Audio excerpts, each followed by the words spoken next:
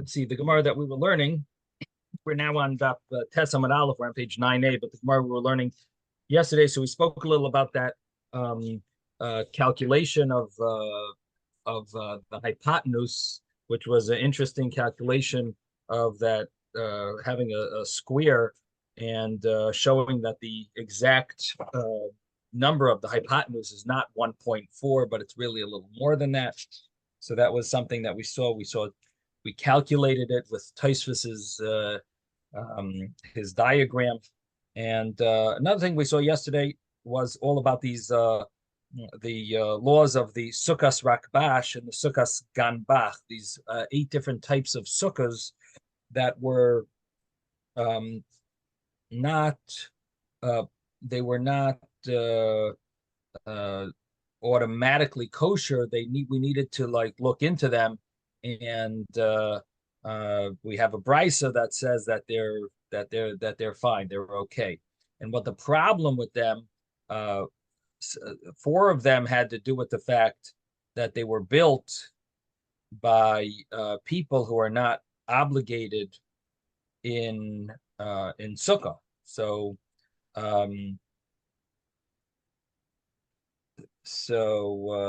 there's reason to say maybe that they're not kosher, maybe they're not kosher. And then the other 4 had to do with the fact that they're really very temporary, and the Sukkahs Rakbash, they're constantly being moved around. So there was reason to say that maybe they're not even considered an actual sukkah.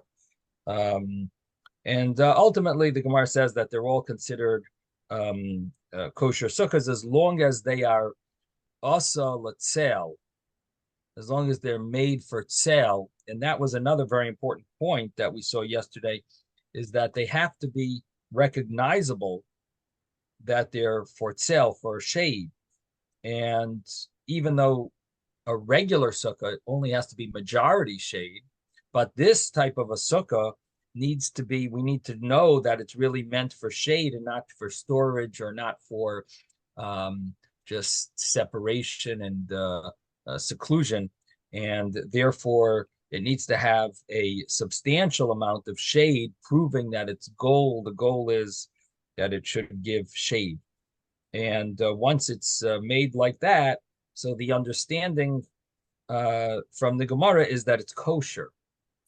Now, it's interesting because yesterday at the end of the day, we learned that it's not so simple that it's kosher, because even though you have a sukkah that you made for shade, seemingly that's good enough. And Beis Hillel says you don't need a sukkah to have in mind for the mitzvah of sukkah. So all these cases, what did they build these sukkahs for? They built the sukkah for for other purposes, and for rayim, for the shepherds, and for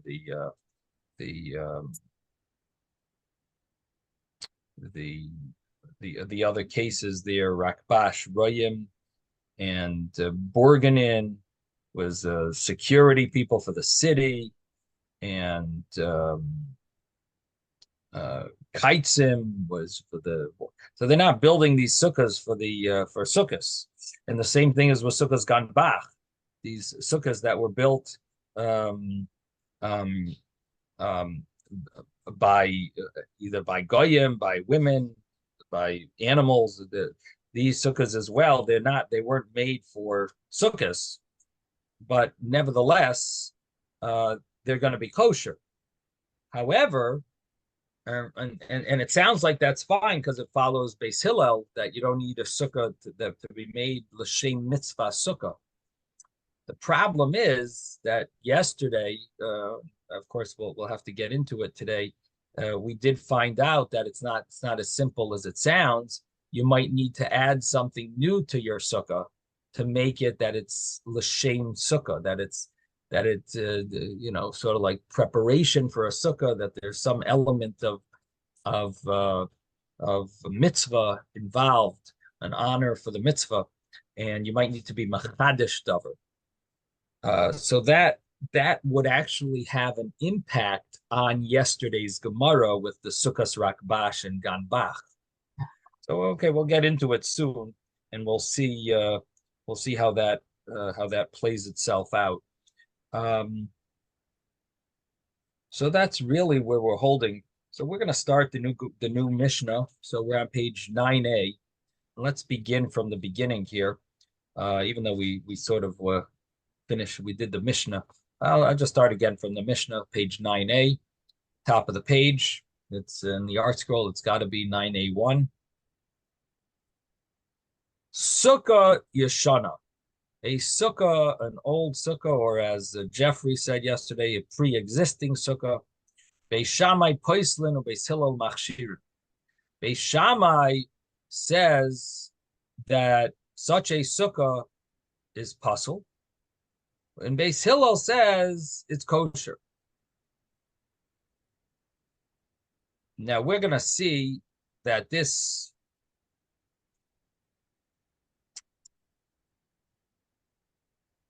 has to do with the mitzvah of learning about the laws of the holiday 30 days before, as the Mishnah continues, and it says ve'ezui sukkah yeshana. What is a sukkah yeshana? What's considered a old sukkah? Kol she'asa koydem lachag shloshim yoyim. You made the sukkah more than 30 days.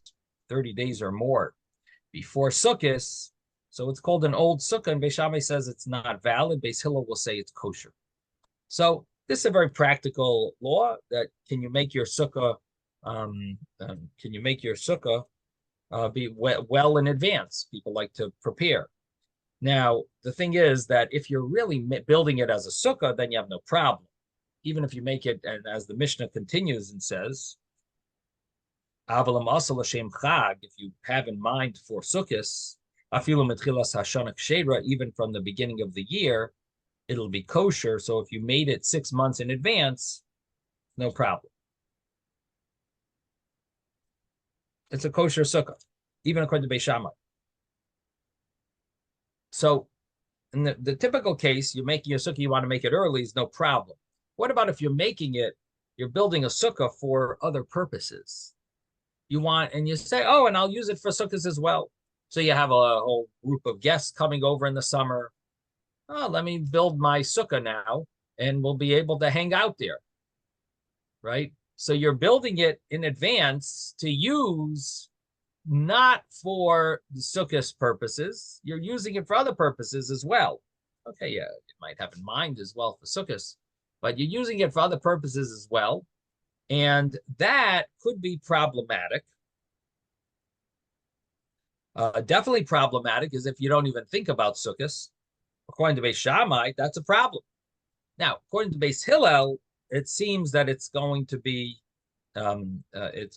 kosher in all cases because you don't need to have in mind for sukkahs. Rabbi, you have to have in mind for shade, but not for sukkahs. That's what it sounds like. And now we'll soon see Tosfos. Yeah, Yasser Ezra, what did you say? Okay, where it says here, mitchilat hashana yeshera. What year? Which year are we talking about? Are you talking about from beginning of Nisan? Because it can't be from Rosh Hashanah because that's less than 30 days. Right. So, are we talking about Shana Loazit? What exactly are we talking about here? Well, that's a good question. What it seems like is that even if you made it the year before, from the beginning of a year, it doesn't clarify if it means the 354-day year, or a Jewish year, or a secular year. But even from the beginning, Mitchilas Hashana seemingly would be from the beginning of the year before. Maybe not even days, not a year, but maybe just the beginning of the previous year. So you had in mind for Sukkot, it's going to be kosher. Okay. So the thing is that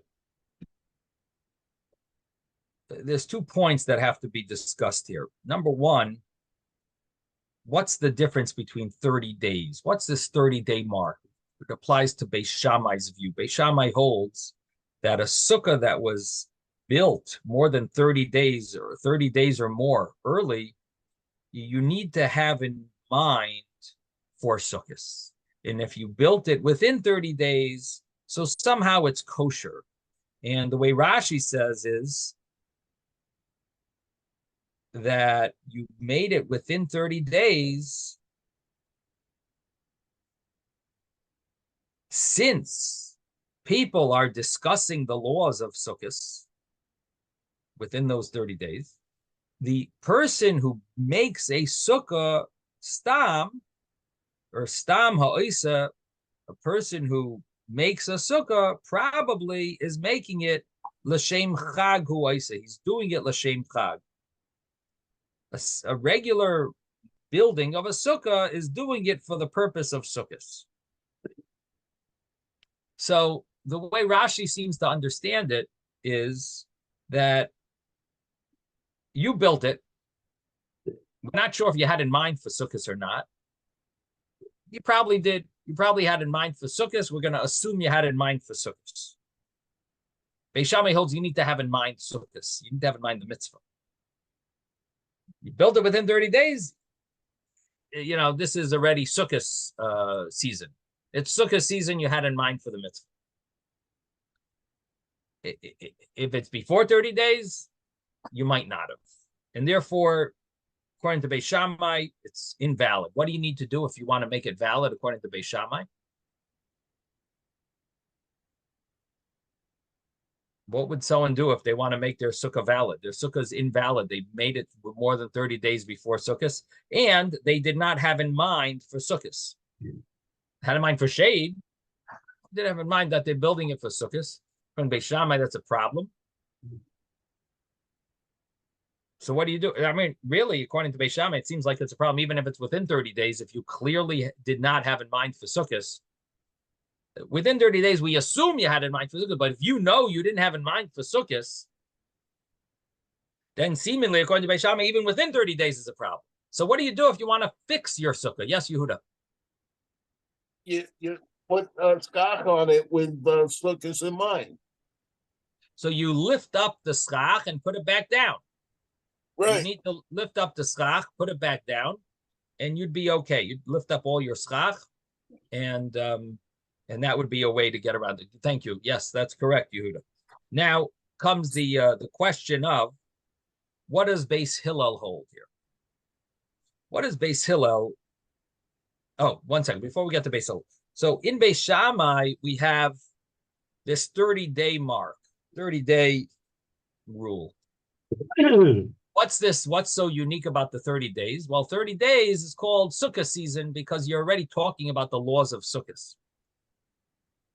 Now, this is really subject to it's really subject to other halachas. And the reason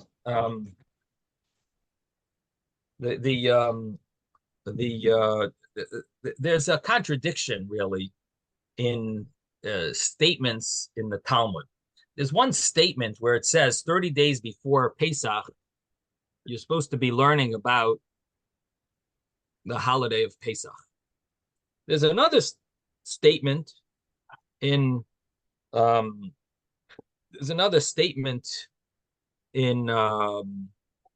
Gemara that mentions that the day during on the holiday, you're darshan about the laws of that holiday. So Hilchas Chag b'Chag, the laws of Sukkos on Sukkos, the laws, each holiday, you do those halachas. So, which is it? Do you do 30 days before, or you do the holiday itself is when you learn the halachas of that holiday? So this is a contradiction in the Gemara, and the commentaries all debate how to reconcile it. So this debate comes up right here. Are we going to consider the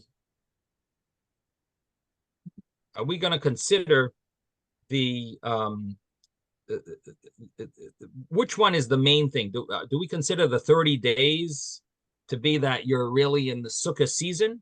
Or is it really just on Sukkot is when you learn the halachas of Sukkot? So Rashi here seems to clarify that the 30 days rule is really the more practical law that we take seriously. In other words, the other law must have some meaning to it, but the 30 days is a very important law that's applicable in practice, in that you're supposed to be learning the laws of Sukkot on Sukkot. In the laws of and 30 days before Sukkot, you're learning the laws of Sukkot before, but within those 30 days of Sukkot, you start 30 days before, and every holiday you're supposed to learn 30 days before. It says it about Pesach, but we seem to Rashi seems to say that it applies to Sukkot as well, 30 days before. The problem is that there is an easy way to answer this contradiction, and that would be by saying that maybe it only applies to Pesach, that you need 30 days, because the laws of Pesach are so complicated. And if you learn that it only applies to Pesach, then how do you learn our Mishnah? Our Mishnah is saying that there's a special rule of 30 days for Sukkot. And seemingly it has to do with the fact that you're learning the halachas of Sukkah, so it's sort of like considered Sukkah season. So why would Beis Shammai say 30 days if it's not a time that you're learning the halachas of Sukkah? So you're not really thinking necessarily about Sukkah. So why would 30 days be an important date according to Beis Shammai? Yes, Yehuda. Yeah. If you don't learn the laws of Sukkot before 30 days before, how are you going to put up the Sukkah? Right. So that's a good point, but the fact that it says this law about 30 days before regarding Pesach is understandable. That Pesach you really do need. You need to have preparation in advance for Pesach. There's no way around Pesach. Sukkot is like a typical case where, listen, if you build your sukkah, a regular sukkah, you have no shilas. It's only when you start having issues where I'm using my wall of my house and there's an overhang and I want to, and there's a tree near it and there's, and I want to get away with 2.5 walls. I don't want to use 3 walls. So when you want to cut corners, you'll have to ask a Rav. Okay, you'll ask your Rav. But so the answer to your question, Yehuda, is that you could get away with, not learning the halachas and make a typical sukkah. You want to make a round sukkah, then you ask your Rav. But you want to make a square sukkah and it's normal size, then you can get away with it. But cleaning your house for Pesach carries with it much more laws and preparation because there's it's unlimited how far you're going to go with your Pesach cleaning, as we see sometimes. Some people seem to take it really extreme. So Pesach, you could understand that there might be more rules about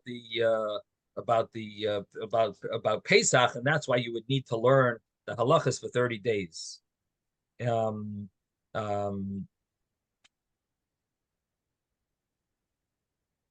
Sukkot, you could get away. Maybe it's only the mitzvah on the day of Sukkot, like it says, like the way, like an easy way of answering that contradiction in the to answer the contradiction of these two Gemaras. You could say that Sukkot doesn't apply to, and on Sukkot you learn the halachas.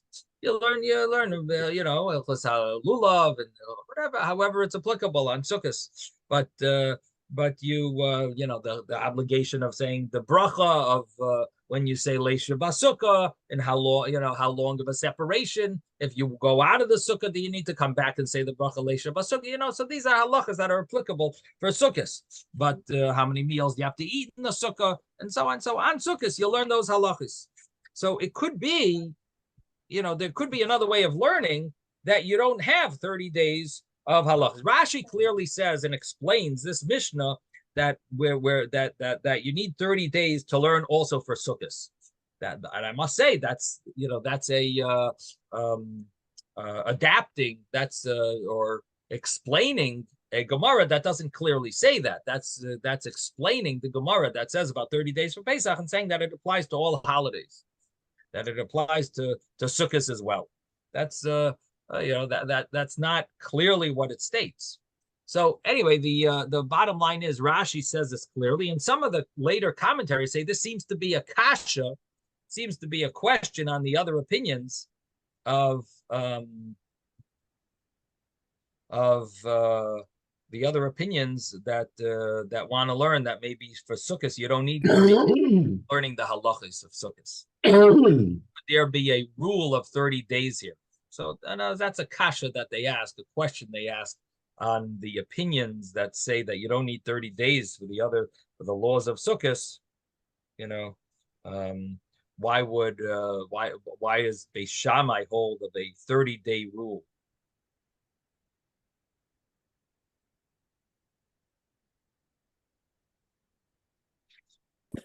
I mean, I'm not sure. Maybe you could just say that maybe 30 days before is I don't know what the source would be, but maybe you could just say that people generally build their sukkah within, they prepare a sukkah building within 30 days, that maybe that's just a practical thing and it's not based on halacha. Again, Rashi has a nice source that shoyelin behilchos achag, that you talk about, you study the laws and you ask questions and you're studying 30 days before. So it would make sense that within those 30 days, if you made the sukkah, you probably had in mind for sukkahs.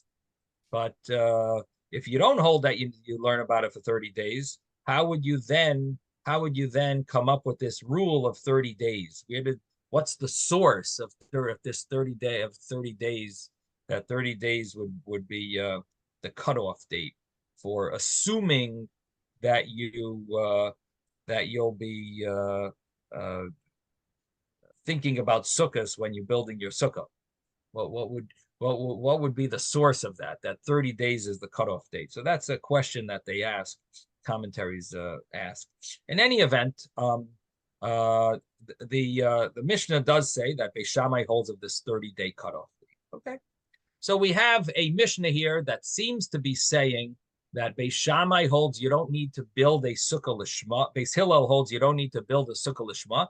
Beis Shammai says you do need to build a sukkah lishma. You have to have in mind for sukkahs, and the lishma means for the mitzvah, for Hashem. You're building a sukkah for the mitzvah of sukkahs, and Beis Shammai holds that it's important to have that in mind. Now, Tues brings the Yerushalmi. It's very interesting because we know that often the Yerushalmi argues on Bavli. And there's often a difference. There are often that they don't necessarily agree. And here, Tues takes on automatically that this must be it seems that he's pretty convinced that this is the halacha. He brings the Yerushalmi. He says, you need to add something, even according to Beis Hillel, that you don't have to have in mind for Sukkot, for the mitzvah of Sukkot. You have to have in mind for shade when you build, but not for Sukkot, the mitzvah of Sukkot. But nevertheless, you need to be machadish something. You need to add something to it, innovate something in your sukkah that it will show that you're doing, that you're doing it for the mitzvah. So, did you build your sukkah l'shem sukkos? No, but you're adding something. And how much do you have to add? So, there's two opinions. Tues says you could either just add a handbreadth by a handbreadth, lift up a handbreadth of schach, and then put it back down, or you could add any small amount along the entire length, or any small amount along the entire width.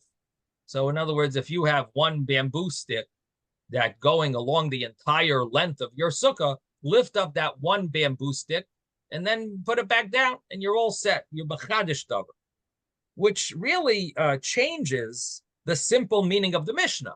because the Mishnah seems to make it very simple. That Beis Hillel says no need for anything else. You have a sukkah that's pre-existing.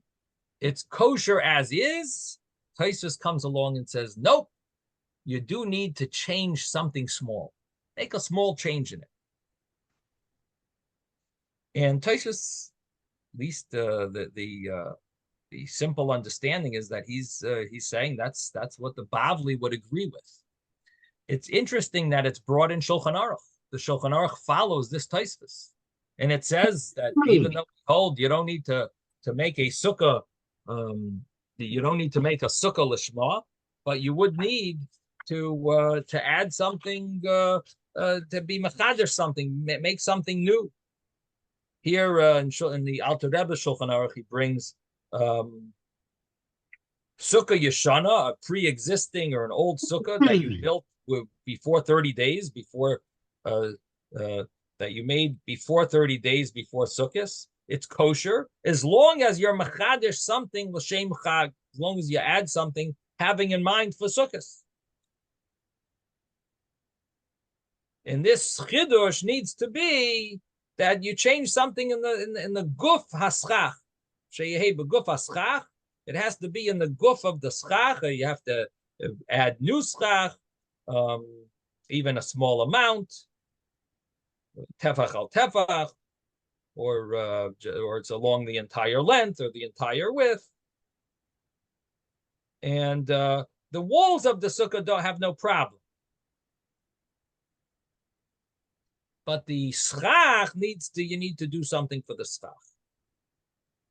So so this is brought in Shulchan Aruch. This Tosfos over here, they bring it in Shulchan Aruch, and the regular Shulchan Aruch, Mishnah Brura, they all follow this.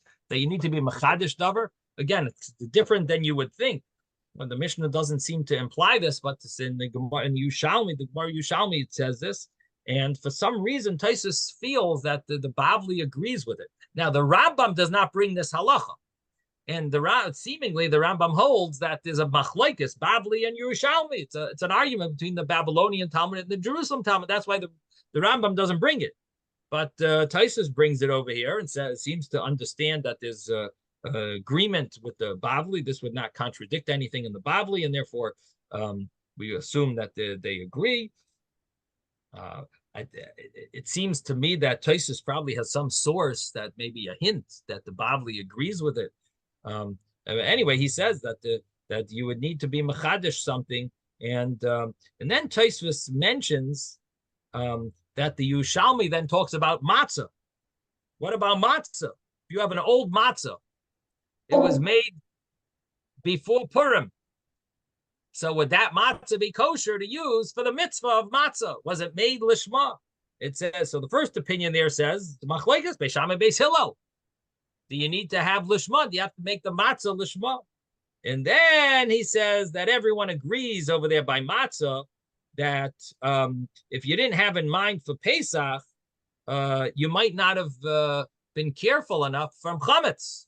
And therefore, everyone would agree that matzah made before Purim, you're going to have a problem eating that matzah because you weren't as careful. You weren't careful enough to protect it from chametz. So nowadays, of course, the matzah that we have for Pesach is specifically prepared with all the mashkiach there, making sure that it's made with all the intentions, with all the preparations for Pesach, with the rules, with chametz, so you don't have to worry about that.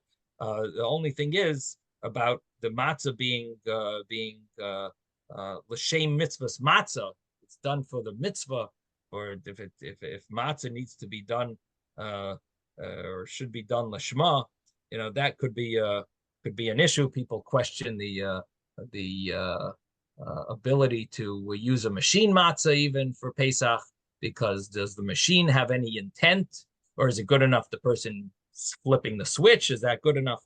But in any event, what we see in the Yerushalmi is that for a sukkah, you need to add something to make it new. It's old. Now, for matzah,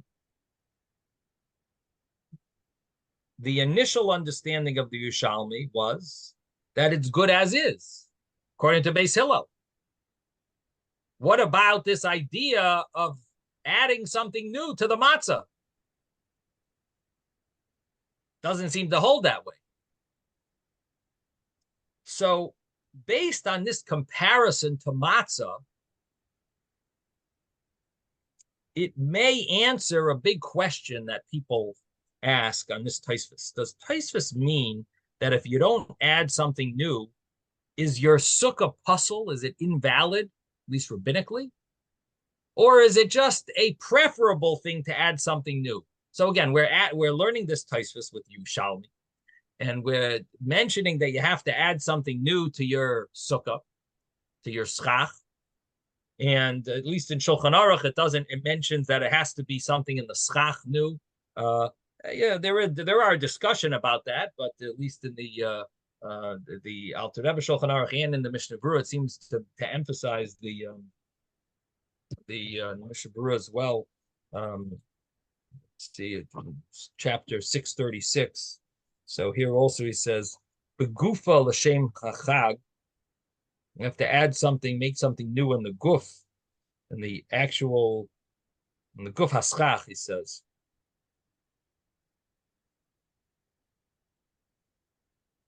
So it seems like here also they follow this idea that it can't be a wall. You can't change something in the wall. It has to be in the guf haschach.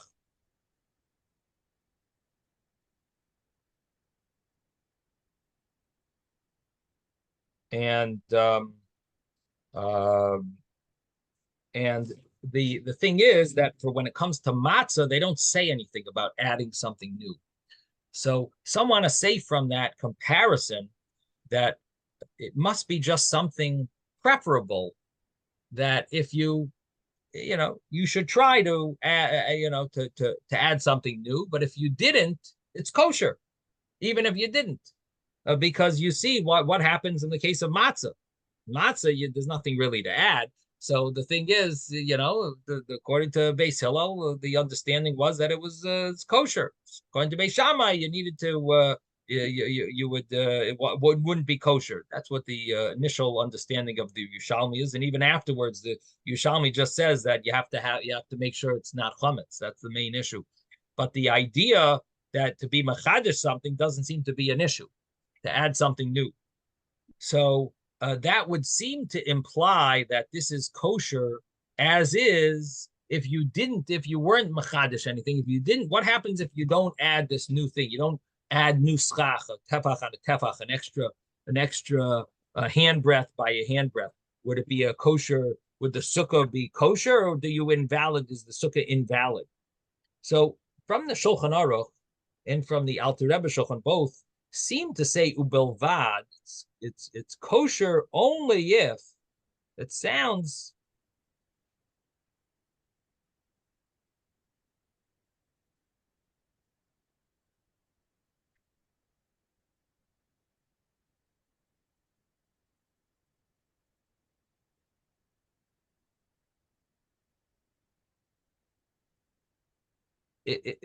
from the wording itself, it sounds that maybe you need to you're not yoitze if you did it wrong, if you didn't do it. Although the Mishnah Berurah says contrary to what I'm saying, but from the wording, it definitely implies that ubelvad, as long as you add something, then it's kosher. It sounds like as long as you add it, that's the only thing that'll make it kosher. The Mishnah Berurah is saying that it's okay. It's only lechatchila. He's adding that based on other commentaries that want to explain that. And he says, Deloy Beis Yosef, that holds this relay de l'chola poskim huli kuva.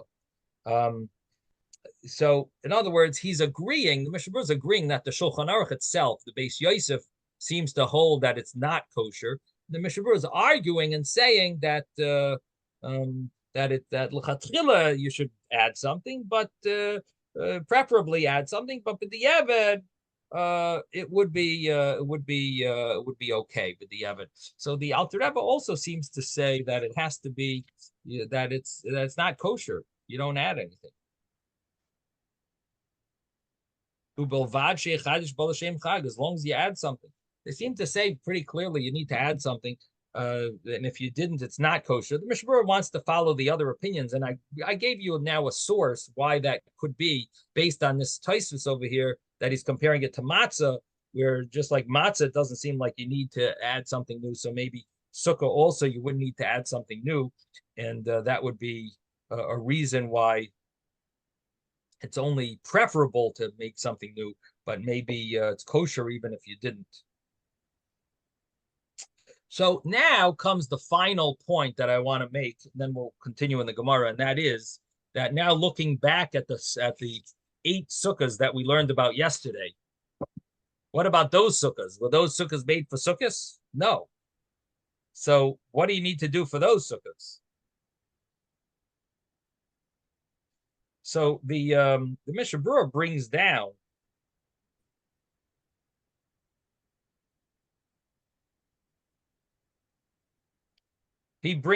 this issue.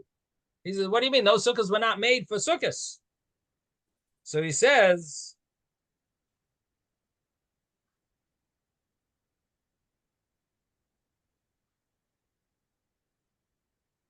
that just like here, you should add something in a preferable to add something. So the same thing, but for sure, those, it would be a mitzvah to add something l'shem chag for the holiday of for sukkah. Having in mind for sukkahs, you should add something to that sukkah that was made by the goyim and made from the made by women, made by made by the animals and so on. It was built for royim, for the shepherds, built for the guards. Those sukkahs as well would have the same law. Again, this Tosfos, it ends up having an impact on the previous Gemara as well with regard to those cases that we said you need to make sure that it's l'tseil, that it has to be made l'tseil, that sukkah was made for shade, but really, preferably, it should be also made for, you should also add something new. Now, if you learn this way, that it's preferable to add something new, it actually, it fits a little better that, the Gemara didn't mention it, and Tosfos doesn't mention it, but because it's only something preferable. So, you could say that maybe it actually fits a little better that it doesn't say anything. In other words, it makes it sound like the sukkah's ganbach is kosher, not, and so the fact that it didn't mention the adding something new, you can get away with it. The fact that it's really kosher even without adding something new, it's just preferable to add something new. So according to learning it that way, it actually makes it a little smoother. If you learn the other way, why did the Bavli say anything? Why doesn't our Mishnah say anything? Why didn't the Gemara say anything? It's a Yushalmi, but it doesn't say it. It doesn't say it clearly. And the Gemara seems to say Kshera. Mishnah says Kshera. So it does seem a little surprising that it doesn't mention this idea. But Shulchan Aruch brings it down. It's brought in Shulchan Aruch. The Rambam doesn't. The Rambam leaves it out. Shulchan Aruch brings it down. Okay, now we're able to go further into the Gemara. So we're on page 9a. We're starting the Gemara now. And the Gemara is on 6 lines down from the 5 lines from the top of the page. So the Gemara says, "My taima de Beis Shammai." What's the reason of Beis Shammai? Why does Beis Shammai hold that you need to have a sukkah lishma for the purpose of sukkahs? It's not enough that it's made for shade. It has to be made l'shem mitzvah, for the mitzvah of Hashem. That it has to be made for the mitzvah. So what's the source? So the Gemara says, Amar Kra, the pasuk says, Chag HaSukkos Shivas Yamim. It says Shivas Yamim LaHashem. It says that Chag HaSukkos, the holiday of Sukkos, this is the pasuk. It says on the 15th day of the 7th month. Chag HaSukkos Shivas Yamim LaHashem. It's 7 days for Hashem. The sukkah is for 7 days for Hashem. So he learns from there that it means a sukkah asuya l'shem chag b'ina. It needs to be for Hashem, for the holiday of Hashem. That's what we need. We need a sukkah. A sukkah needs to be made l'shem chag for the purpose of Sukkot. And seemingly he's understanding it that it's from the word there's two ways of learning this, I should say. One is because it says LaHashem. The other is because it says Chag. So you can either learn it because it says Chag, and it means you have to have in mind L'Shem Chag, or you can learn it that it means because it says LaHashem. So if you learn LaHashem, it has to be for the mitzvah of Hashem, which basically means because of Sukkot, you're having in mind Sukkot, or it could mean because it says the word Chag, that means that you have to have in mind for Chag. So either way, Beis Shammai has a source that it's meant to be built for the purpose of the mitzvah. Beis Hillel, what does Beis Hillel do with this proof? So the Gemara says, this is needed for the teaching of Rav Sheshas, statement of Rav Sheshas. The Amar Rav Sheshas, because Rav Sheshas says, Mishum Rabbi Akiva, the name of Rabbi Akiva, Minayin Latzei Sukkah, Shasurim Kol Sheva. How do you know that the wood of the sukkah is usher to benefit from? It's prohibited to benefit from the wood of the sukkah all 7 days. Now, what this means is that the schach becomes a certain level of a certain rule about it that you can't benefit, you can't have personal benefit from. And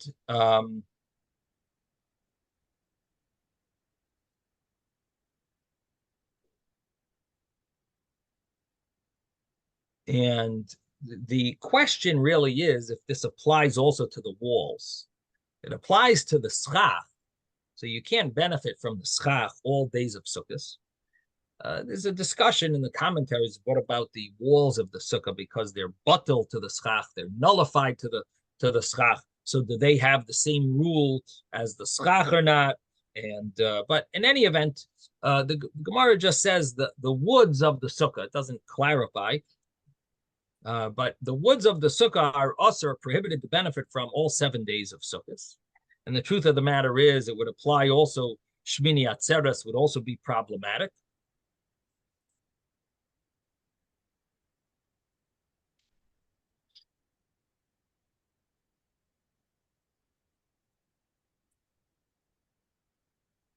Shmini Atzeres here in the United, outside of Eretz Yisrael?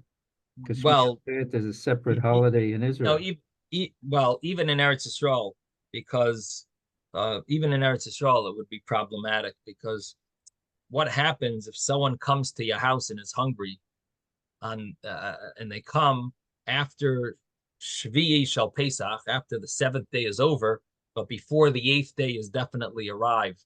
So in such a scenario, would they have to eat in the sukkah? Yes. So the sukkah needs to be, because there it's a suffix what day it is, because they're in a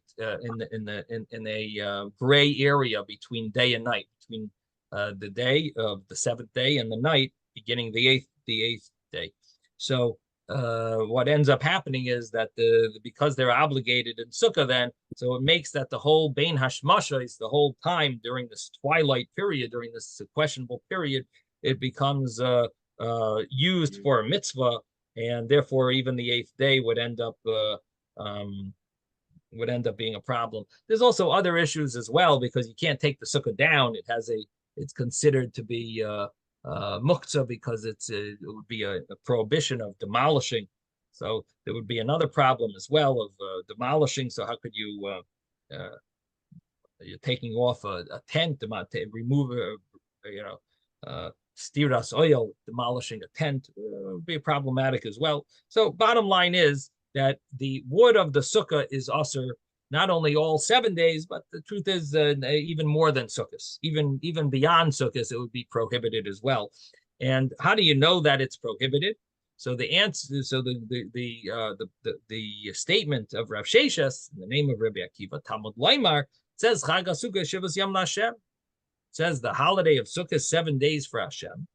And the Gemara says, V'tanya, and we learned in a brisa, caught in a brisa. Rabbi Yehuda ben Beseira Omer, Rabbi Yehuda ben Beseira says, Shem Shechal Shem Shemayim Al HaChagiga, the same way that the sacrifice of the Chagiga, Hashem's name rests upon it, meaning that it becomes holy, at least until after you bring all the limbs that are brought as part of the sacrifice that are brought on the altar. So it has Hashem's name on it. So Kach Chol Shem Shemayim Al HaSukkah. The name of Hashem also falls on the Sukkah as well. So in other words, it compares the Chag, the Chagiga, to the Sukkah, that the Sukkah needs to be, that the Sukkah has a certain prohibition of benefiting from it, just like you can't benefit from a sacrifice. You're not allowed to eat it. You're not allowed to benefit from it. So the same thing would be, just like the same thing would apply to the Sukkah, that you're not allowed to benefit from. So the Gemara says, just like the Chag is for Hashem. Af Sukkah Hashem, also the Sukkah is for Hashem, just like the Chag, meaning the Chagiga, the carbon, the sacrifice, called the holiday sacrifice, is for Hashem. So also the Sukkah is for Hashem, that you're not allowed to benefit from. So that's the way Beis Hillel understands that pasuk. And what's interesting is that pasuk is using two words, Chag and Hashem. So basically, those are the source, as we explained earlier, that's how Beis Shammai seem to want to learn that you need to be lishma from one of those two words. And here we see Beis Hillel uses those two words to teach his halacha, to teach the halacha of Rabbi that you learn from Rabbi Akiva, that you have to make sure not to benefit from the wood of the sukkah, at least during the holiday. Now, that doesn't necessarily apply after the holiday. After the holiday is over, you are allowed to benefit from the wood as long as you're not mevaza, as long as you're not no bizoyon to the schach or the sukkah. So you can't be mevaza. That's sort of what Isaac was bringing up yesterday or the day before regarding like a talus, that maybe according to straight halacha, the talus, bringing it into a bathroom might be allowed, but it can't do anything bizoyan to a talus. The talus is used for a mitzvah, so you can't do something that's a bizoyan, that's embarrassing. So I mentioned them. The custom is not to bring it into a bathroom. That's for sure. And seemingly, it would be a bizayon. It would be embarrassing, even just to walk into the bathroom with a talus. But even though that you have heterim now, that the bathrooms of today are not the same as the bathrooms of previously, because there's a system that all the dirt gets taken out. And so there's room to say that the bathrooms of today are not considered real halachic bathrooms. Nevertheless, seemingly it's not appropriate, and normally don't see people bringing their talus in the bathroom, unless there's some emergency or something. So anyway, so the same thing as the schach. During the holiday of Sukkot, you're not allowed to benefit from. After Sukkot is over, that's when, as long as you're not mevaze, you don't make a bizayon. So, for example, if you're throwing out your schach, you shouldn't put it with the garbage. You would put it with the maybe bulk garbage. Maybe it could go with the bulk garbage, but not with the regular garbage, because that would be a bizayon. That would be real like desecration to the schach, embarrassment to the schach. But maybe if you put it with the bulk garbage, that's a different story. It's not like dirt. It's just big pieces that people are throwing out. But that's the so this is how Beis Hillel learns this pasuk. Beis Shammai nami miboilei lahachi. Doesn't Beis Shammai also need the pasuk to teach you about the prohibition of benefiting from the schach, from the sukkah and from the schach. So the Gemara answers, yes, Einach Hanami. You know what? You're right. Beis Shammai also uses that pasuk for that purpose, and therefore the Gemara needs to find another source for Beis Shammai. So what is the reason of Beis Shammai that you need to have in mind for the mitzvah when you build your sukkah? Ksiv krach rina, there's another pasuk that it says. And this is a different pasuk. It says Chag HaSukkos tasel chashivas yamim.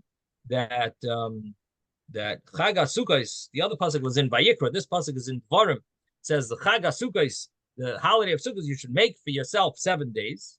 So the Gemara answers, Sukkah ha'asuya l'shem chag.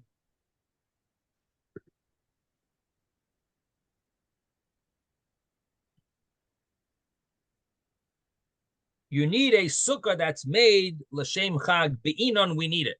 We need it to be made l'shem chag. So we're taking the first 3 words of this pasuk, chag ha'sukkos taseh, and we're switching it around to say sukkos taseh l'chag. So instead of chag ha'sukkos taseh, we're sort of switching the words to be sukkos taseh chag. Make the sukkah for the holiday, and this is this is what Rashi says. Sukkos taseh l'chag, and therefore. Beis Shammai holds that you need to have in mind for sukkahs when you build your sukkah. He learns it from this pasuk. So the Gemara says of Beis Hillel. What does Beis Hillel learn from that pasuk? If they don't use it to learn this law that Beis Shammai holds that you need to have in mind for sukkahs, so what are they doing with that pasuk? So Gemara says that pasuk is needed that you're allowed to make a sukkah on Chol HaMoyed, even if you didn't make it, it's not going to be for 7 days, and you didn't make it before Sukkot began, it'll still be kosher because it says Tasa, it says Chag HaSukkos Tasa, which we learned Tasa Sukkos Chag Bichag. So the way Beis Shammai learns, it sort of like adds a letter lamed to it. Make sukkahs for the chag. The way Beis Hillel learns, you add a base to it. Chag sukkahs tasa bichag. That you could build a sukkah on sukkahs. That on sukkahs you could build a sukkah. So you could you didn't make it in the beginning, so we're going to learn later that it's a machlokes Rabbi Eliezer and the Rabbanan,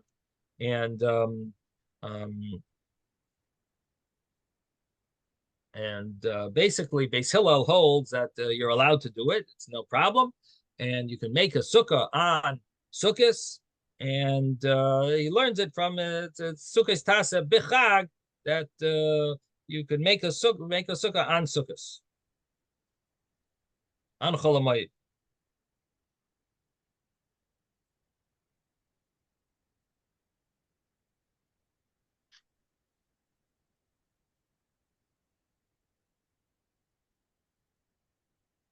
Now, obviously, it can't mean that you could make it on Yom Tov. So the Gemara understands it to mean, obviously, it must mean on Chol HaMoed you're allowed to make a sukkah on the Chag, meaning on the intermediate days of Sukkot. That would be the permit. So the Gemara says, "Beis Shammai, Sfira lahu Rabbi Eliezer." Beis Shammai holds like Rabbi Eliezer that says, who holds, and again, we're going to learn this really later, that he holds that you're not allowed to make a sukkah on Chol HaMoed, and you would have to make it before. Obviously, we don't hold this way, but this is the opinion of Rabbi Eliezer, that you cannot make a sukkah on Chol HaMoed.